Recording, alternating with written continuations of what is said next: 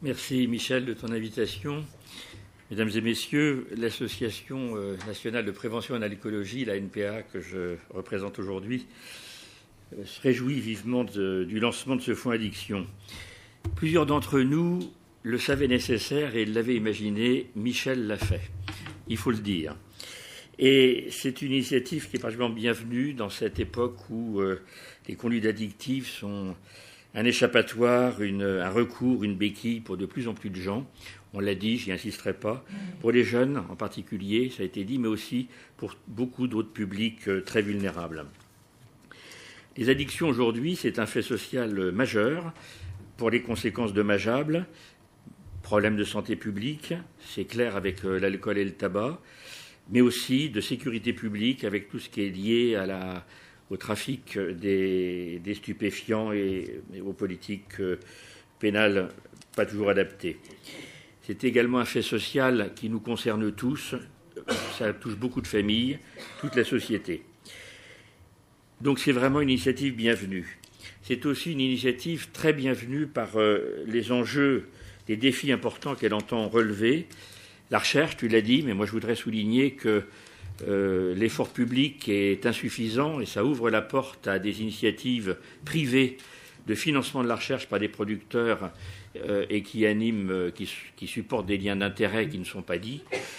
Mais c'est aussi la recherche en sens social qui doit être développée, la formation, la prévention, puis bien sûr la réduction des dommages et tout ce qui est inspiré, c'est bien cette priorité politique-là qui doit nous animer. Alors des défis qui sont relevés, il faut le dire aussi, dans un contexte économique très contraint, où l'action publique est volontaire, mais doit être soutenue et parfaitement amplifiée. Et là, il faut être plusieurs pour y parvenir.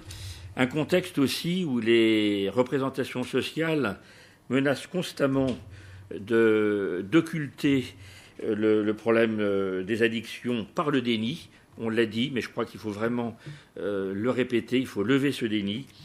Et autre mode d'occultation, c'est le renvoi à la responsabilité individuelle et qui méconnaît les vulnérabilités particulières de certaines personnes dont il faut aussi tenir compte dans un environnement donné. Alors la NPA se réjouit de cette initiative, mais aussi pour une autre raison que je voudrais dire pour terminer. C'est également la démarche. Une démarche qui mobilise, qui fédère les acteurs, qui réunit les partenaires et les forces. Et là, je dirais une démarche qui ressemble à Michel Reynaud, dont nous connaissons tous l'engagement et les capacités de mobilisation, et que je tiens à remercier au nom de notre association.